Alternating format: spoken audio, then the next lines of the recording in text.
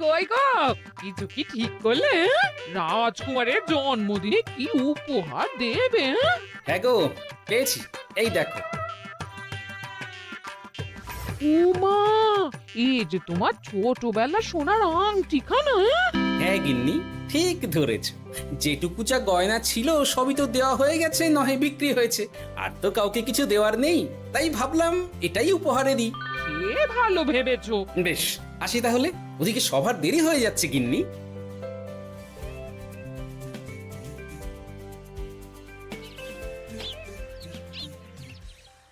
আচ্ছা শোনো, একটা কথা বলতে ভুলে গেছিলাম। আজ একটু তাড়াতাড়ি বাড়ি এসো, শাড়িওয়ালাকে আসতে বলেছি দুপুরে। আবার শাড়িওয়ালা কেন? আরে তুমি ভুলে গেলে, সামনে আমার মন্দির বিয়ে, তার জন্য নতুন শাড়ি লাগবে না গো। একমাত্র বড় মাসির মেয়ে বলে কথা। বুঝলাম। তো ওই একটা শাড়ির জন্য আবার আমাকে থাকতে হবে? 3টে শাড়ি উপহারের পাশাপাশি আমারও একটা শাড়ি চাই। হ্যাঁ আচ্ছা, তুমি নতুন শাড়ি নিয়ে কি করবে বলো তো? বিয়েটা তো তোমার বংশীর। বলি, সারাটা জীবন তো এই এক কাপড়ই কাটিয়ে দিলাম, কি দিয়েছো তুমি আমায়? কেন, এই নিজেকে? আমার মতো স্বামী আর কোথাও পাবে? ও সব মন ভুলানো কথায় আর চিড়ে ভিজবে না, তাড়াতাড়ি আসবে বলে দিলাম। হ্যাঁ অগত্যা।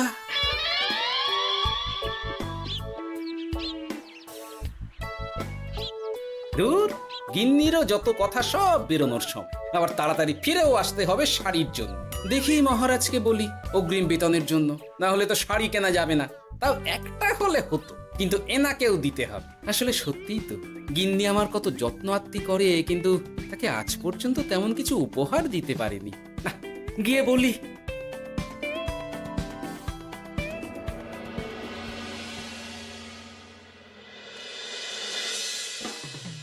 রাজকুমারের জন্মদিন উপলক্ষে যে আপনারা এত উপহার এনেছেন তার জন্য অনেক ধন্যবাদ। আপনাদের সকলের আশীর্বাদ ও ভালোবাসা আমি রাজকুমারের কাছে পৌঁছে দেব। এ আর এমন কি মহারাজ, জানেনই তো রাজকুমার আমাদের সকলের কাছে কত প্রিয়। ঠিক ঠিক। কিন্তু আমি অবাক হচ্ছি আপনার প্রিয় গোপাল জন্মদিন ভুলে গেছে দেখে। এখনো পর্যন্ত তার কোনো পাত্তাই নেই। হ্যাঁ তাই তো, গোপাল আসেনি কেন? এসে গেছি মহারাজ। তা বলি, এসে তো উদ্ধার করে দিয়েছো। আজ রাজকুমারের জন্মদিন, সে কথা কি মাথায় আছে? ক্ষমা করবেন মহারাজ, আসলে ওই রাজকুমারের উপহার আর গিন্নির আবদার এসবের জন্যই আমার দেরি হয়ে গেল আর কি। এই নিন রানীমা, আমার তরফ থেকে রাজকুমারের জন্য ছোট্ট উপহার। অনেক অনেক ধন্যবাদ গোপাল। তবে মহারাজ, আমারও একটা অনুরোধ ছিল। কি? আমাকে যদি অগ্রিম বেতন হিসাবে কিছু মোহর দেন, তাই নিয়ে আমাকে একটু তাড়াতাড়ি বাড়ি ফিরতে হবে। উনি বলবেন আর ওনাকে দিতে হবে, মামা বাড়ির আবদার। যেটা জানেন না তার মাঝে এত কথা বলেন কেন? হ্যাঁ, আসলে মহারাজ, আমার গিন্নির বোনের মেয়ের বিয়ে সামনে, তাই গিন্নি আবদার করেছে ওই নতুন শাড়ি কেনার জন্য। জানেনই তো বিয়ে বাড়ির কত খরচা, তাই। এ তো খুব ভালো কথা, কিন্তু অগ্রিম বেতন কেন? এমন একটা ভালো খবর দিলে আমার তরফ থেকে তোমার জন্য কিছু মোহর উপহার। এই না, ধন্য মা আপনি। আপনার মতো মা থাকতে সত্যি ছেলের কোনো চিন্তা থাকে না রানীমা। ইস, বেটা আবার সুযোগ বুঝে মোহর পেল। কেন যে আমার এমন হয় না। এবার তাহলে আসি মহারাজ, গিন্নি ওদিকে অপেক্ষা করছে। হ্যাঁ হ্যাঁ, যাও যাও, আজ তাহলে সভা এখানেই শেষ করলাম। মহারাজ, আপনার সাথে আমার একান্তে কিছু কথা আছে। আমি অন্দরমহলে গেলাম। রানীমার আবার হঠাৎ কি হলো, ব্যাপারটা দেখতে হচ্ছে।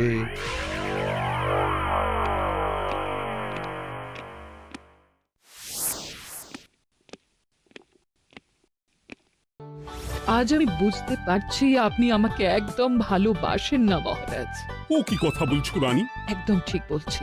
নিজের গিন্নির আবদার মেটানোর জন্য গোপাল কত ভাবে, নতুন শাড়ি কিনে দেবার জন্য অগ্রিম বেতন অব্দি চাইলো, আর আপনি? আমি তো রাজা, আমি কেন বেতন চাইবো? সেটাই তো, রাজা হয়েও আপনি কখনো এমন কিচ্ছু করেননি, কিচ্ছু না। আহা, রাগ করে না, আমি তোমাকে সব থেকে সুন্দর শাড়ি উপহার দেব। একেবারে সোনার সুতোর কাজ করা মুক্ত বসানো শাড়ি। এমন শাড়ি কেউ কখনো দেখেনি। ও মা, সত্যি? সত্যি? আচ্ছা, এই ব্যাপার। গোপালের কথা শুনে এবার মহারাজ ও রানীমাকে উপহার দেবে।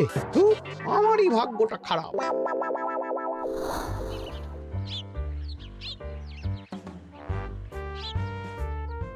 হাজার চেষ্টা করেও গোপালকে আটকানো যায় না। দূর দূর দূর, আমি যা চেয়েছিলাম তা ওই গোপাল পেয়ে গেল। ও কি গো, তুমি কার সাথে কথা বলছো? দুর্ভাগ্যর সাথে। কি সব অলক্ষণের কথা? কি হয়েছে? কি আর হবে, সবই তো তোমার দোষ। আমার দোষ? হ্যাঁ, তুমি আমার কাছে বায়না করো না কেন কিছু? তুমি বায়না করনি বলেই আজ আমি রানীমার কাছ থেকে মোহর পেলাম না, কিন্তু গোপাল পেয়ে গেল। এবার বুঝলাম। ঠিক আছে, এখন তাহলে বায়না করছি, তুমি কাল গিয়ে সেটা রানীমাকে জানাবে। ঠিক আছে? হ্যাঁ, করো করো করো, বায়না করো, বায়না করো। কি চাই, কি চাই, কি চাই? পেয়েছি। তুমি রানীমাকে গিয়ে বলবে যে আমার একটা সোনার হার চাই। এই না হলে আমার বউ। দারুণ চাল চেলেছো।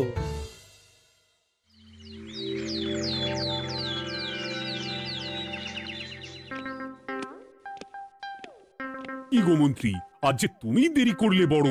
আগে মহারাজ, আমাকে সময় নিয়ে শোনাতে শোনাতে মন্ত্রীমশাইয়ের মনে হয় নিজেরই সময় জ্ঞান খারাপ হয়ে গেছে। তুমি থামো তো মহারাজ, আমারও খুব বড় একটা বিপদ হয়ে গেছে। একমাত্র রানীমাই আমাকে বাঁচাতে পারবেন। আমাকে একটু ওনার সাথে দেখা করার অনুমতি দিন মহারাজ। কিন্তু তোমাদের রানীমা তো এখানে নেই। আসলে জানোই তো যে কুমার অনেক দূরে থাকে, তাই গতকাল রাতেই রওনা দিয়েছে। সে কি, রানীমা নেই? এবার কি হবে আমার? কেন কেন কেন, কি হয়েছে?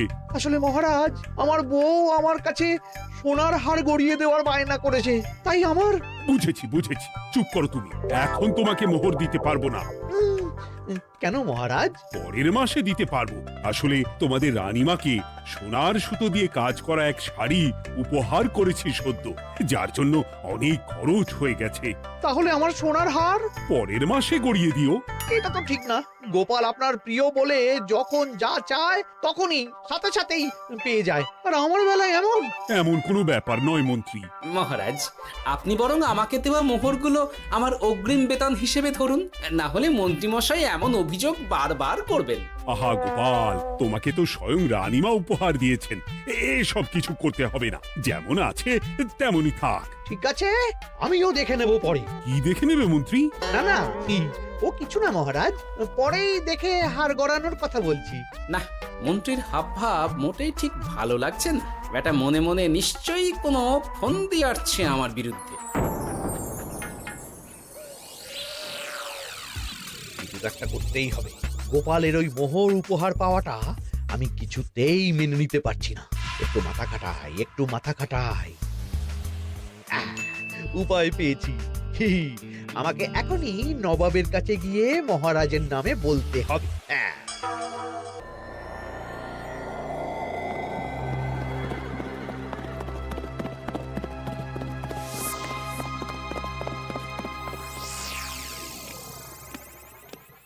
প্রণাম নবাব বাহাদুর। আরে এ যে কৃষ্ণনগরের রাজা কৃষ্ণচন্দ্রের মন্ত্রী, তো হঠাৎ এখানেই কেন? আমি নবাব বাহাদুরকে আন্তরিক ধন্যবাদ জানাতে এসেছি। কিসের জন্য? এই যে আমরা খুব খুশি রাজা কৃষ্ণচন্দ্রের মতো একজন শক্তিশালী রাজা পেয়ে। শুধু সামরিক বলেই নয়, আর্থিক, সামাজিক, রাজনৈতিক সব দিক থেকে। আর এটা সম্ভব হয়েছে আপনার মতো একজন নবাবের মহারাজের ওপর কৃপা দৃষ্টির জন্য। বলতেটা কি চাইছো তুমি? তেমন কিছুই না, আপনার গুণগান করছি। নইলে আপনিই বলুন না, আমাদের মহারাজ কখনো সোনার সুতোয় বোনা মুক্তোর কাজ করা শাড়ি কিনে রানীমাকে উপহার দিতে পারে? কি সোনার শাড়ি? হ্যাঁ, এমন দামি শাড়ি যা হয়তো নবাবের কাছেও নেই। ঠিক আছে ঠিক আছে, তুমি এখন আসতে পারো। আর শোনো, আমি তোমাদের রাজ্য পরিদর্শনের জন্য লোক পাঠাবো। কবে কখন সেটা কাল তোমাদের সূচনা পাঠিয়ে দেবো, কেমন? ঠিক জায়গাতেই আগুনটা ধরিয়েছি মনে হচ্ছে। বেশ। ব্যাপারটা আমার মোটেই ঠিক লাগছে না উজির। কৃষ্ণচন্দ্রর মতো এক সামান্য রাজা এত দামি শাড়ি কিনলো কি করে? কালো বাজারি করছে না তো? আমিও একই কথা ভাবছিলাম হুজুর। এক কাজ করো, কালকে কৃষ্ণনগরে খবর পাঠাও, 2 দিন পর রাজকার্য পরিদর্শনের জন্য তুমি সেখানে যাবে। সব খতিয়ে দেখবে, আর কিছু বেগতিক বা গরমিল দেখলে সেটা বাজেয়াপ্ত করে নেবে, কেমন? আর কে হুজুর?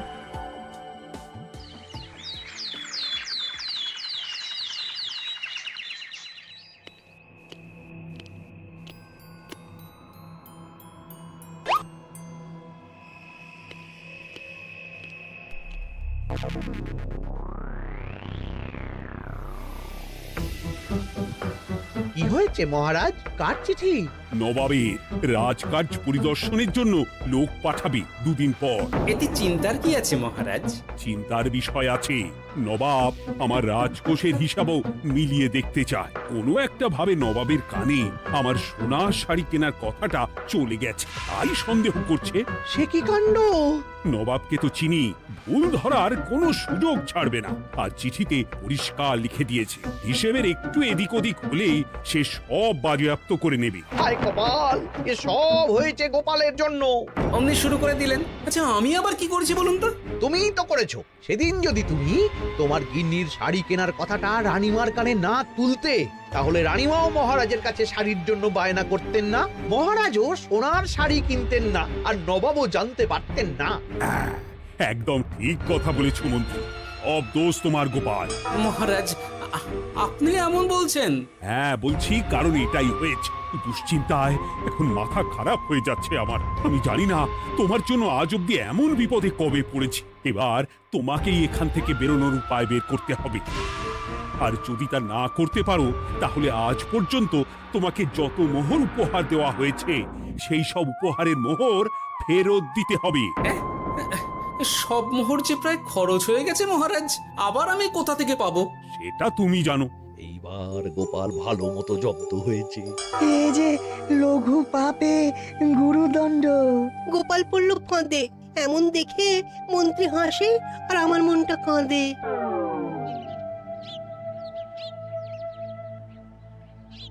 এখানে বসে কি করছো গো গিন্নি? এসে পড়েছ? ও মা, তোমার মুখটা এমন শুকনো দেখাচ্ছে কেন? আর বলো না, এই হিসেবের ঠেলায় সবকিছু বেহিসাবি হয়ে যাচ্ছে একেবারে। আচ্ছা, তুমি কি করছিলে ওই রসিদগুলো নিয়ে? দেখে হিসেব করছিলাম এই মাসে অনেক খরচ হয়েছে কিনা, সেই বুঝে পরের দিনগুলো চালাতে হবে গো। কি বললে? রসিদ দেখে হিসেব কষা? রি, এটা তোমার মাথাতেই আসেনি। ধন্যবাদ গিন্নি, আরো একবার তোমার জন্য এই যাত্রায় আমি বেঁচে যাব মনে হচ্ছে। বেঁচে যাবে কেন? কি হয়েছে? আচ্ছা, আমাকে আবার একটু রাজপ্রাসাদে যেতে হবে। আমি এলাম গিন্নি।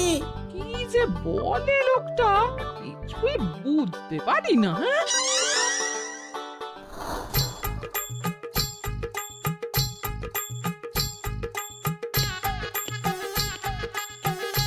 আসতে পারি মহারাজ? এ কি গোপাল, তুমি? আর কোনো চিন্তা নেই মহারাজ, নবাবকে হিসেব বোঝানোর উপায় পেয়ে গেছি। কি বলছো? কি কি কি উপায়? এই দুদিনে আপনি শুধু সকল প্রজাদের কাছ থেকে পুরনো রসিদ সংগ্রহ করুন, তাহলেই কেল্লা ফতে। তাই নাকি? আর নয়তো কি? তবে এ ব্যাপারে মন্ত্রী মশাইকে কিন্তু কিচ্ছু জানতে দেওয়া যাবে না। শুধু আমি যা বলছি তাই করুন মহারাজ। সে তো বুঝলাম, কিন্তু প্রজাদের থেকে পুরনো রসিদ সংগ্রহের কথা ঘোষণা করলেই মন্ত্রী এমনিই জানতে পেরে যাবে। চিন্তা করবেন না মহারাজ, আমার কাছে এটারও উপায় আছে। আপনি শুধু খেয়াল রাখবেন যাতে এই কথা 5 কান না হয়। বাকিটা ভরসা রাখুন, কৃষ্ণনগরের একটা ঘাসও নবাব বাজেয়াপ্ত করতে পারবে না।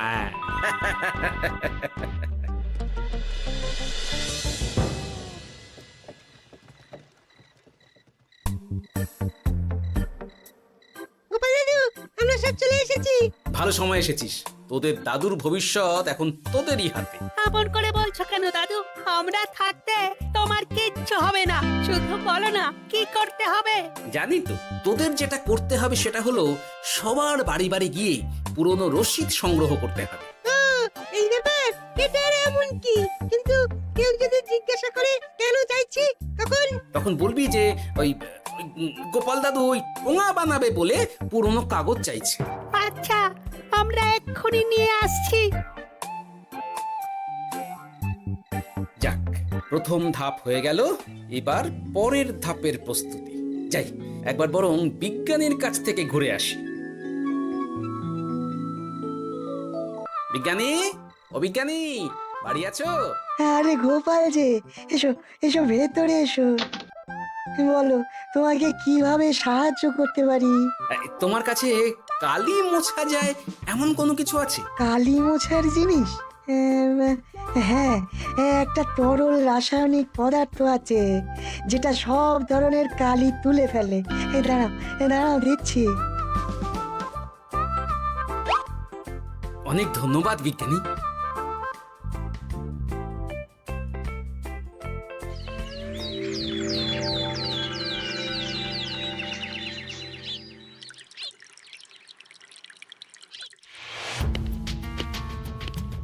আসুন আসুন, আপনার জন্যই তো অপেক্ষা করছিলাম। তাই নাকি?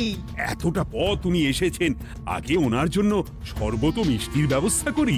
এই যে মহারাজ, আমি জল মিষ্টির ব্যবস্থা করে এনেছি, এটাও সাথে নিন। এটা কি? কেন, হিসেব ভোলা ময়রা পাঠিয়েছে এই মিষ্টি ও শরবতের দাম। এর মধ্যে এই কাজের সাথে যুক্ত ভোলা ময়রা আর তার পরিচারকের পারিশ্রমিকও যুক্ত আছে। হ্যাঁ, আসলে আমাদের মহারাজ তো প্রতিদিনের খরচ খুব হিসেব করে চলেন, তাই। ও, আমি একটু বসবো? নিশ্চয়ই, ওই তো ওদিকে বসার জায়গা। আপনি কি হাওয়া খাবেন উজির সাহেব?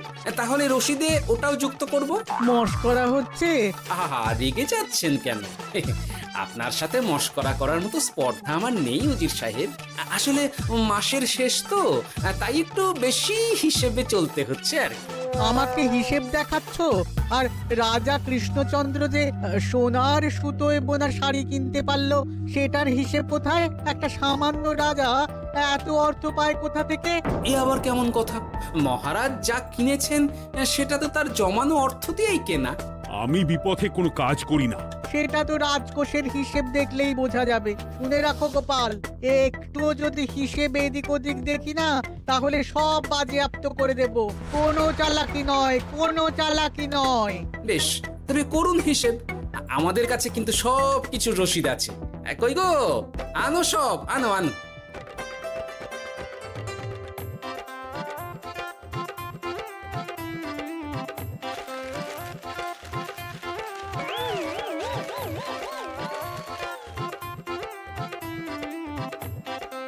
হ্যাঁ, এত রসিদ? আপনি বরং নিশ্চিন্তে হিসেব কষে নিন, আমরা আসি।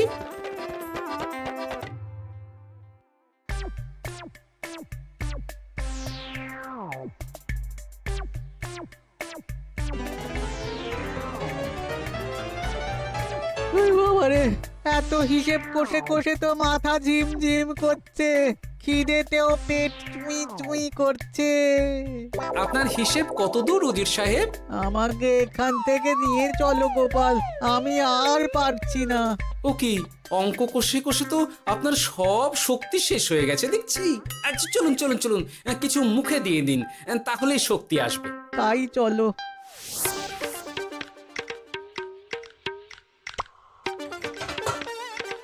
নিন, এটা হলো দুপুরের খাবার, আনাজ মশলা, এমনকি রান্নার ঠাকুরেরও পারিশ্রমিকের হিসেব। এবার আমি পাগল হয়ে যাব। আমি আর কোনো হিসেব দেখতে চাই না। সব সময় কি আর হিসেব নিয়ে চলা যায় নাকি? কি আর করা যাবে বলুন? হিসেবে না চললে আপনি তো মহারাজের উপার্জনের উপর সন্দেহ করবেন, আর বেশি খরচ হলেই সম্পত্তি বাজেয়াপ্ত করবেন। তাই বলে সব কিছুতেই হিসেব? কোনো একদিকে বেশি খরচ হলে বাকি দিকগুলো এভাবেই কম করে চলতে হয়। কি ঠিক বলিনি? আমি আমার ভুল বুঝতে পেরেছি গোপাল, এবার আমাকে রেহাই দাও। আসলে তোমাদের মন্ত্রী নবাবের কাছে গিয়ে তোমাদের রাজা নামে উস্কেছে। কি মন্ত্রী? এই রে, খেয়েছে, এবার পালাতে হবে দেখছি। ঠিক জানতাম, মোহরের জন্যই এত কিছু। তাই তো নবাব এমন করেছেন। বেশ, এবার আমি ফিরে গিয়ে নবাবকে সব জানিয়ে দিচ্ছি। সত্যি গোপাল, তোমার তুলনা হয় না। আর মন্ত্রী, আগে মহারাজ, তুমি যা করেছো তার কোনো ক্ষমা নেই। তোমার জন্যই আমার এত হয়রানি হয়েছে। ভুল হয়ে গেছে, আমাকে ক্ষমা করে দিন মহারাজ। গোপালের ওপর হিংসে করে এমন করেছি, আর হবে না। একটা সুযোগ দিন মহারাজ। হ্যাঁ মহারাজ, সুযোগ দিয়েই দিন। বেশ, তবে তোমার শাস্তি হলো রানীমাকে আমি যে সোনা শাড়ি কিনে দিয়েছি সেটার পুরো দাম তোমাকে আমায় দিতে হবে। হ্যাঁ?